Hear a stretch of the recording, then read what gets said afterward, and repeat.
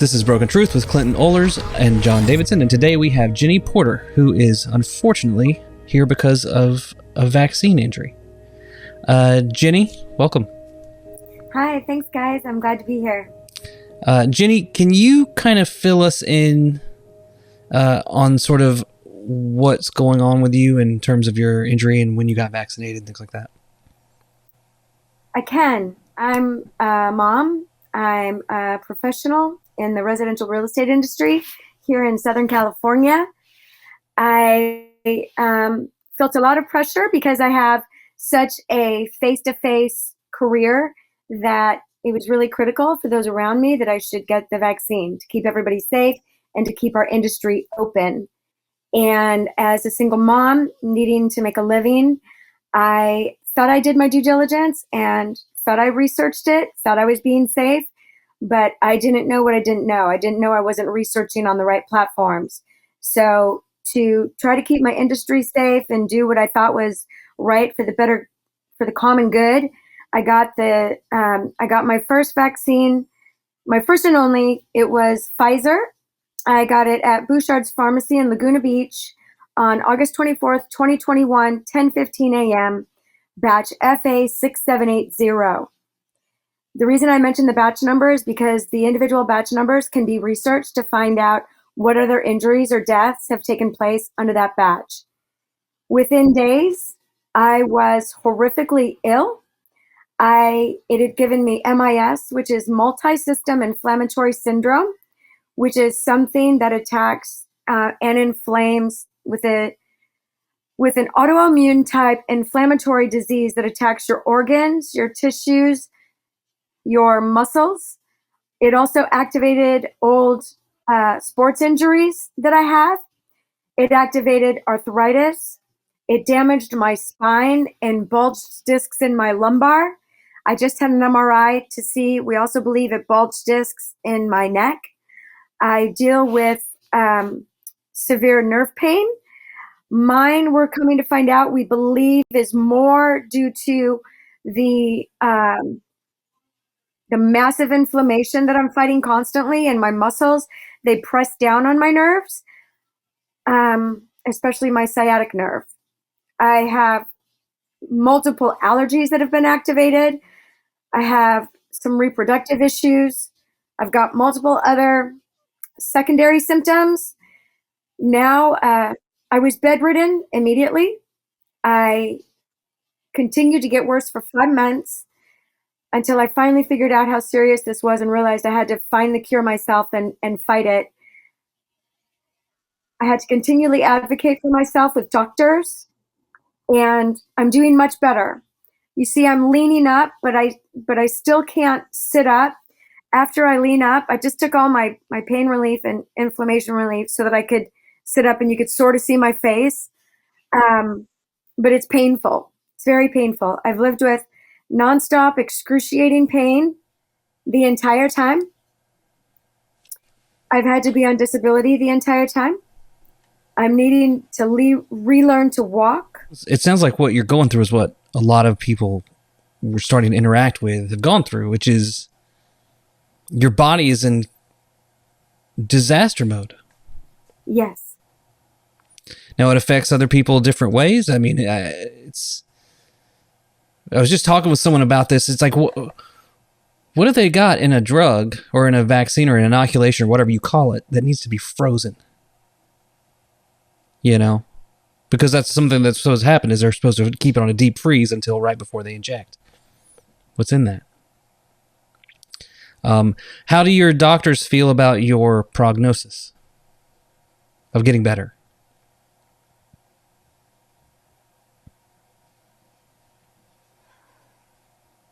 Everybody remains positive.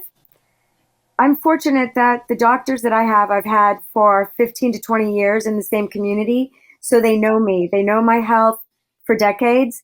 They know my physical fitness. They know my personality. They know me. They know me, my children.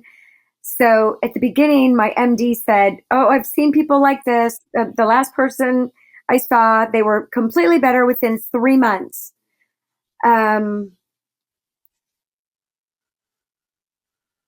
that wasn't the case for me.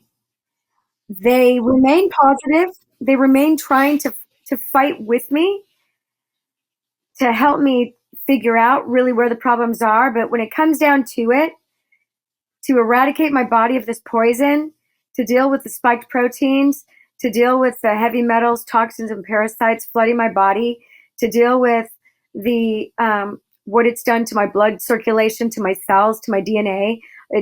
We can't be, don't be mistaken. A biowarfare was injected into my body to maim or kill me. I can say that without a doubt because I'm living it. Here I am going on month 9, and I've done heavy, heavy detoxing. The doctors cheer me on. The doctors don't have anything for me. The only doctors that can help me are holistic doctors. And I'll be quite honest with you. There are many of my comrades, my other jab injured friends, that research all day, and they drive themselves literally crazy. They get themselves into a frame of mind that's filled with so much discouragement that they have suicidal thoughts. It's very real. And in my journey, because I have a faith-based life, I have had to rely on my faith and to rely on, I don't know what to tell you, except for that I fight and fight and fight, and I put my story out there. And when people hear what's going on and they send back suggestions, I try them. What I do know that has helped me personally see an improvement is when I started doing heavy, heavy detoxing of the heavy metals, when I got off all the pharmaceuticals that they had me on, the pain pills, the muscle relaxers, the gobs and gobs of gabapentin and Lyrica. What I do know is that they would have kept me on those drugs until I died. And they would have just kept upping the dose, or the dose would have quickly become insufficient, and I wouldn't even have been able to cope with life. So for me, and for every jab injury victim out there, you have to start finding what seems to be interacting with you that's helping. So I know when I was getting a bunch of that out of me, it helped. I know that acupuncture is helping me. I know that the different oral supplements that I'm taking, I attribute it to that. I bring up the spike protein because I was just reminded of it by a friend. I know some of my holistic doctors have mentioned the spike protein. I don't want to get off on a tangent, but a big dilemma of a jab injury person is more often than not, their cognitive impairment is, you're so cognitively impaired that at the beginning, you would be hard pressed to try to figure out and research and care for yourself and get yourself on the right protocol, because you can barely remember anything and you can hardly string a sentence together. Plus, you're so physically ill and weak, you have to be transported places to do anything. And so I've needed people, and I just keep trusting my village, and I just keep trying and trying. And stay positive. And stay positive and pray. Yes. Pray a lot. And what do I pray? I pray for the right person with the right solution, is like getting in touch with me, that the law of the universe or whatever you believe in, I don't know. My faith is in Jesus Christ, and I just pray, God, bring the people to me that have the answers. Help me get the word out of what's helping me. But I think everybody deals with this differently. Everybody's body is dealing with this differently. And I believe it's a unique case for everyone that's dealing with it. There's going to be some common denominators, some similarities, but we all have this slightly different thing that we've got to fight totally on our own. Well, you mentioned multi-inflammatory syndrome. And so what jumps out at me is I've got a document up here on my computer of the FDA's 161st meeting of the Vaccines and Related Biological Products Advisory Committee that gathered on October 22nd, 2020 in anticipation of the rollout of the vaccine. And one of the things on the very first slides that covered adverse events is multi-inflammatory syndrome, said 2 types, MISC and MISA.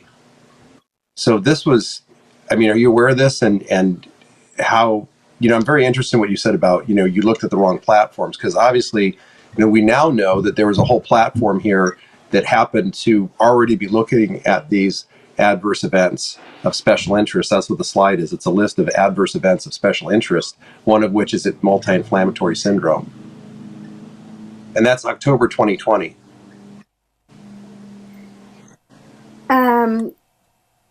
And what is your question? How did I not know? Well, the question is I'm wondering, are you familiar with this now? Have you engaged with it at all, or so that they knew this ahead of time? I didn't know. I didn't know any of it. And so we just researched the vaccine on Google and thought, and we thought we did our due diligence, but we didn't know of all of these. And in truth, I didn't know about any of this until I was a person in it. And then I had to start to go find all the support. I had to go find out. And that's what I did aggressively, is find people who has researched what. It's like you're polling, what do you know? What do you know? Help me with this. Help me with that. That's why there's all these online platforms for everybody to share and exchange information so that we can help each other as a community. Because no, I didn't. I was just trying to survive through COVID and be a single mom. I had no idea how bad this was.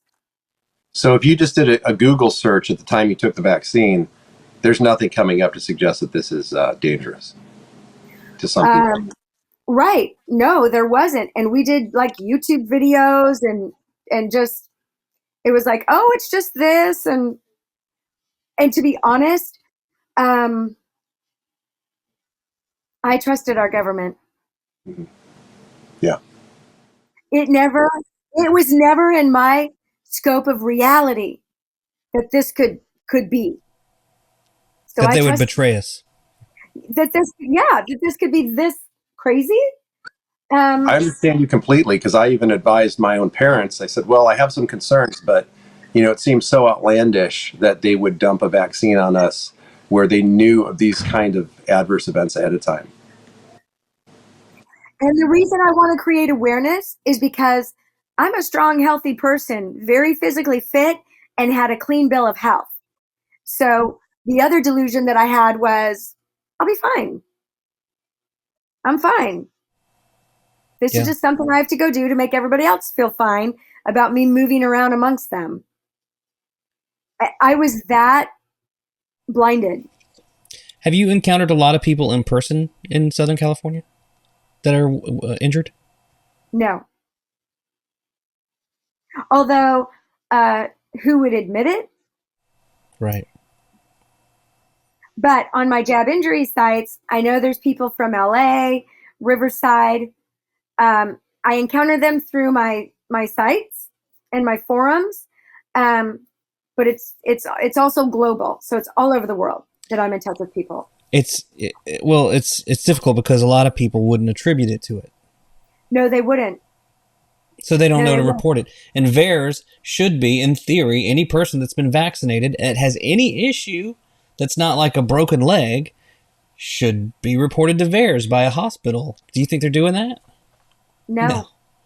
No, not when you can drive by Irvine and see Teva, Pfizer, FDA, all these, big pharma companies right here. Not in DC. They're here. And a lot of people around here get money. So anytime you go on like Nextdoor and try to bring up any awareness of this stuff, you get shouted down by 100 people that are probably all in the pocket of something or someone. So it's difficult for you guys to find each other. And it makes it worse because not only now you feel bad from what you actually are being harmed by, but you're being crushed from the outside. It's like rape in a lot of ways because a rapist will silence you. They will try to discredit you. And then they will try to make everyone ignore you. And, just right now, I get a text from Ernest Ramirez. His son died 5 days after getting the Pfizer vaccine. His heart blew up to twice normal size. He was playing on a field, a baseball field, I think. And he posted an interview that we did with him on Facebook. And he said it got 1,300 views and 136 shares before they blocked me on Facebook. These people, these people at these companies, Facebook, Instagram, Twitter. Yeah, they bear enormous guilt. This Yes, is they a are. crime. This is a massive crime. I like that you likened it to a rape because not only are you damaged and hurt after a rape, but emotionally Right. you're changed and damaged forever. I And was in a yeah. different way, trying to trust your government or even your medical professionals and knowing when you stand in my shoes what they're doing, you there's a lot of trauma associated with it. Yeah. It's not new.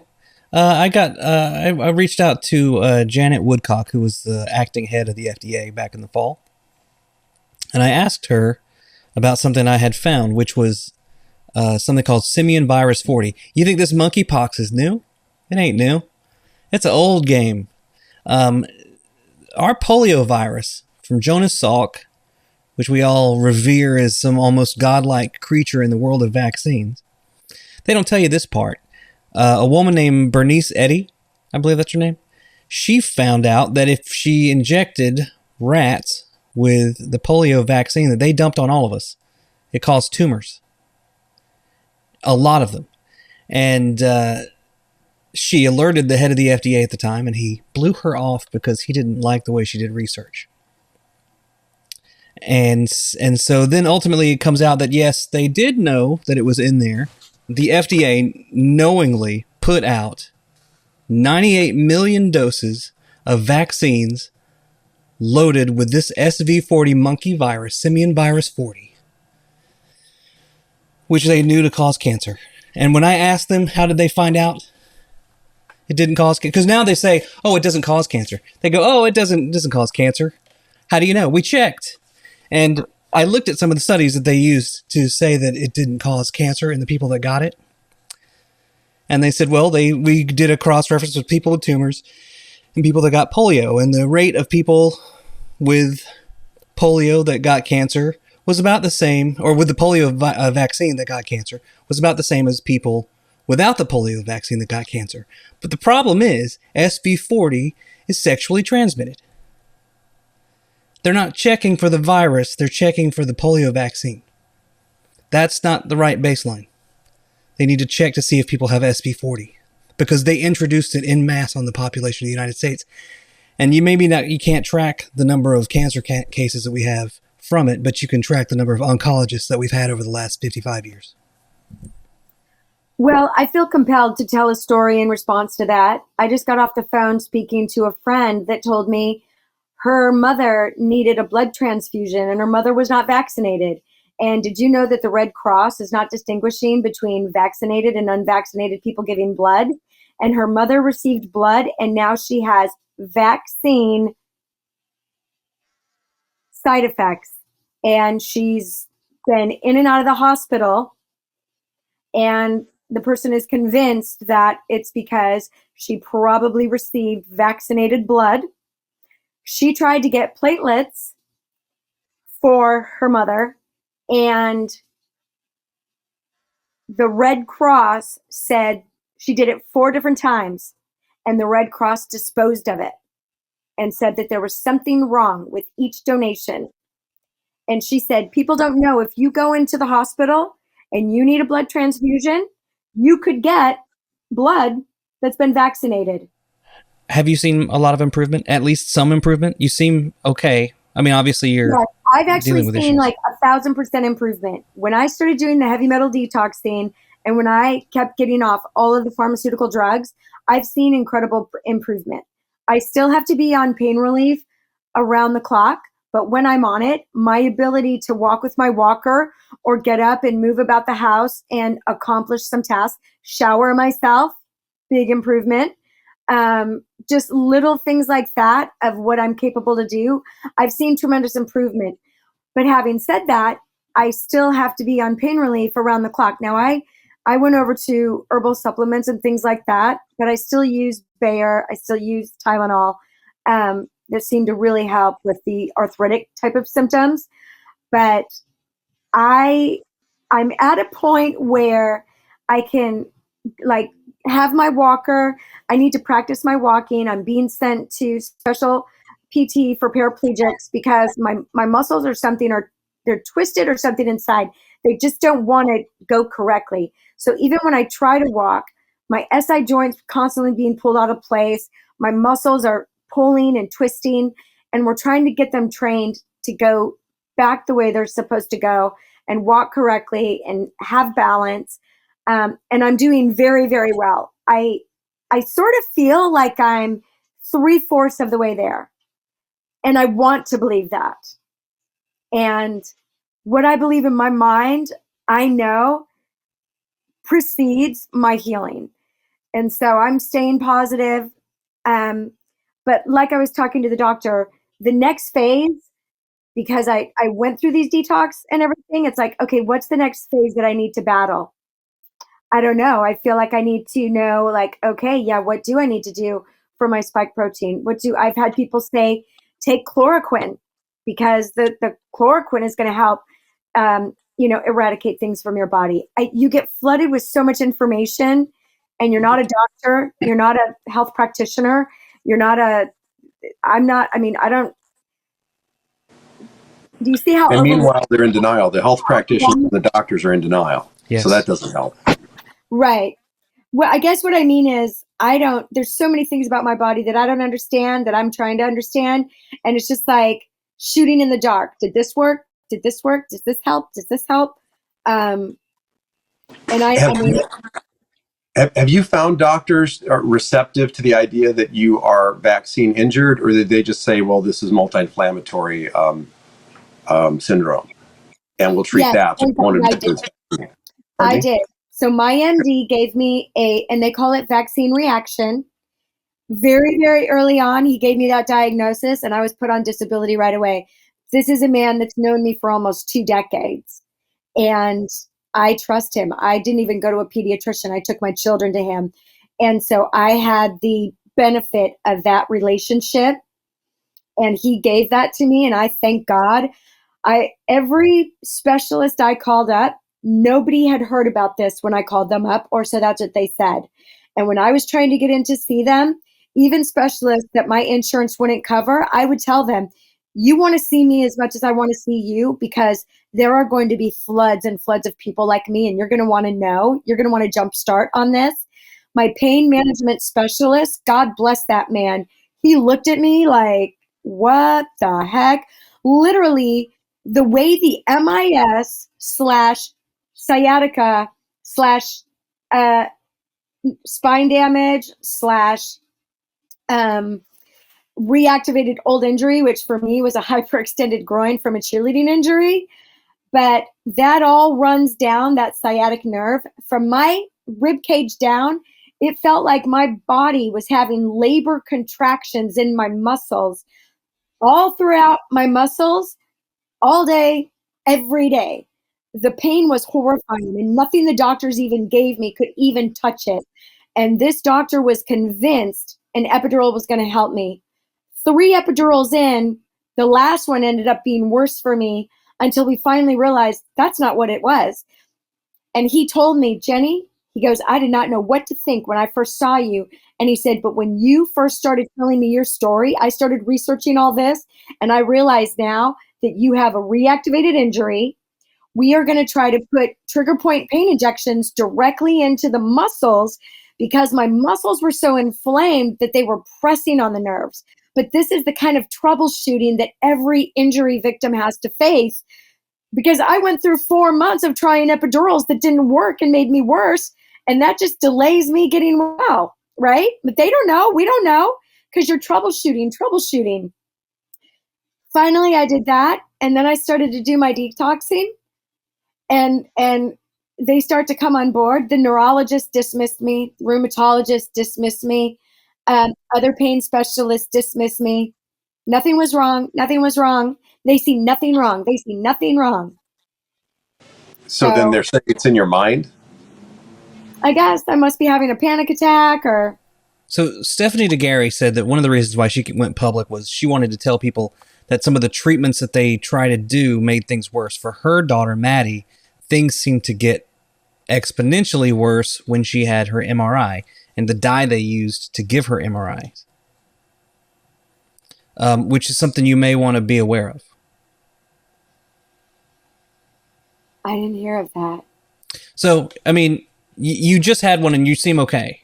So I wouldn't necessarily say it's the same for everybody, I but it just feel is, bad yeah, for her. I don't. I just yeah. every time I hear another story, I'm just like, Well, that's part of why we're doing this is because if the FDA and the CDC are going to try to look the other way so that they can get cushy jobs in 5 years, someone's going to have to that's not actually do the okay. job. Yeah, yeah, that's not okay. I, that's just it. We're fighting something from the Twilight Zone, Mm-hmm. and everybody wants to treat it like it's normal. Probably one of the things that rubs me the wrong way the most, and I'm not saying it's right, but it's that everybody wants to act like what I'm dealing with is normal. It's not Right. normal. I don't have a broken leg. I don't have a cheerleading injury. I have something they did to me that is all those things on crack in the Twilight Zone. It's a horror movie inside your body, just like this poor girl. How could she know that the dye from the MRI is going to hurt her now? So I think we want to hear more about your story as you get better. You know, I want to see you back in that mud run. You had sent me some pictures of you with some friends. Everybody's all fit and healthy, and you do that whole mud run thing. Um, I Yeah, think you'll be out there again. I believe I will. I believe I will. I I was not as injured as bad as I could have been, and I'm actually thankful that I was injured so quickly, so that I didn't think, oh, I'm fine and get a booster or anything. Everyone I know who got a 2-in-1 shot or who's gotten a booster is way worse than me.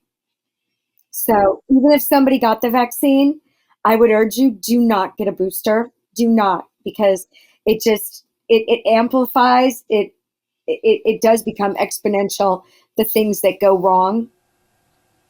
Have you been told about the Countermeasures Injury Compensation Program (CICP) for people injured by vaccines? I don't think so. Well, if you've been diagnosed as vaccine injured, you can take that. You can take the lot number and everything else, and you can go and I believe they will pay you for lost wages and medical bills. I'll get you that link, and I'll also include it at the bottom here. But that when I That talk to, sounds too good to be true. well, it's not too good to be true. There are two different programs that the government has. There's the Countermeasures Injury Protection Compensation Program, CICP, and then there's VICP, which is Vaccine Injury Compensation Program. And VICP is more robust and will pay up to like $250,000. However, this may be beneficial in your situation. I actually did call the people a few months ago at CICP, and they really felt like the program needed to be switched over to the more robust VICP. But as CICP, you can do it yourself. The VICP wants you to have a lawyer, because as we all know, lawyers make everything better. They don't make anything better. How did your doctor know that it was a vaccine injury and not just a coincidence? Because my doctor's known me for 20 years and he knows how physically fit. He has my chart of 15 to 20 years. He knows I have a clean bill of health. I don't even have high blood pressure. There was absolutely nothing wrong with me. I got the vaccine and all of these things happened and it was undeniable. And how fast the injuries kick in? 2 days. Okay. It's pretty quick. So there was no other causal thing that could have been a cause of this. Zero. Right. Zero. Okay, so I'm going to go ahead and be transparent. I have breast implants, and I have people saying to me, oh, did you know that your breast implants could do this? I have looked into it. Even to remove them is thousands of dollars, but I was fine for 20 years with them. What happened to me happened 2 days after I got the vaccine. I find it highly insulting to a degree for somebody to try to diminish and suggest to me, oh no, it wasn't the vaccine. It must be your breast implants. No, no, come on. I'm not even going to accept that, right? Like, I'm not even remotely going to accept that. I got the vaccine, and then these actual things, and this is what I want to ask you, fellas. why is it that so many perfectly healthy professionals are getting injured? Why aren't we seeing gobs and gobs of homeless people or people who would be more subject to have an adverse reaction? Why is it that airline pilots and top athletes and celebrities and professionals like me who are educated with great careers, top producers in their field, perfectly healthy, and why is it that everybody had to have, I didn't just call my doctor and go in and get the vaccine. They had my name and I had to be scheduled at a certain time. And they injected me with a vaccine specifically designated for Jenny Porter, whatever that was. But have you asked yourself, why aren't there homeless people dropping dead? They gave them a case of beer to get the vax. What is it? Maybe they are, and we just don't get told. Maybe. I mean, only Maybe. it could just be that, that when people say, "Oh my gosh, everything's so crazy in California," my family back home in Georgia, and I'll say, "Well, it's not that crazy. We just have more cameras." And don't get me wrong. I'm not. I know that could be an inflammatory statement that I make because No. I'm not suggesting let's kill off the homeless people, but it does seem very strange that people who would be susceptible to getting ill don't seem to be, and people who are perfectly strong and physically fit and live according to healthy regimens are dropping like flies. Yes. This is going to sound a little callous, but it's something we deal with. What would you say to the people that are of the opinion that, look, for the greater good of the public health, you have to just accept that a certain number of people are going to be vaccine injured?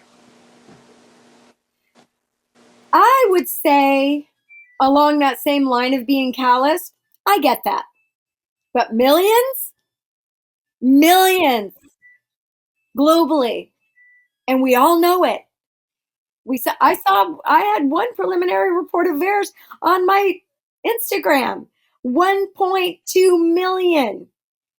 And this is an old report of injured and dead. I mean, we all know that people are injured and dying. And because people don't believe that their government could actually do this to them or not attributing it to that, which is funny because you could scrape your knee and they would test you for COVID and say, you've got COVID, this is COVID. But now you have this type of a situation happening and you're saying it's the vaccine and they're saying, oh no, it can't be. It can't be. I mean, the marketing and the psychology and the Big Brother and everything that they're doing. Yeah, it's funny that you say that. You could be, like, it took nothing to be presumed positive for COVID. Yeah. But it takes everything to be presumed positive for a vaccine injury. It takes everything and then a whole lot more, and then you're still going to be hidden on Facebook. Shadow banned, blocked, like Ernest. No more. This is awful. And so why do I bring that out? To just help people realize something's going on. Come on, guys. Even if you can't believe the whole kit and caboodle, you've got to wake up and see what's going on. Dangerous things are going on. They're just forcing it onto the military. Right? I don't. So that we can't fight back, or what's that for? You can scare somebody to death. It's frightening what they're doing. It is. And people in my condition are living with that fear because we know they were capable to do this, and now we see all this other stuff they're doing. And in 2 days, Dr. Paul Gosselin is a doctor in Maine who's been persecuted for treating COVID. He has a license board meeting, and they're basically, he's fighting for his career. He's fighting for his medical license. A previous meeting with trial, or whatever you want to call it, they had a Dr. Catherine Brandt from Maine, who's a professor also, I believe. and they asked her about VAERS, and they said, Dr. Brandt, I'm paraphrasing, do you think that if there are issues that show up in the VAERS reporting database, do you think that that should be considered a signal that maybe something isn't right with these vaccines? Yes. We were just remembering in my opening statement, I had discussed VAERS, the VAERS Federal Vaccine Adverse Event Reporting System. And I mentioned some statistics. Now, I'm not asking you to agree that those statistics are accurate, but just assume that they are for the purposes of my question.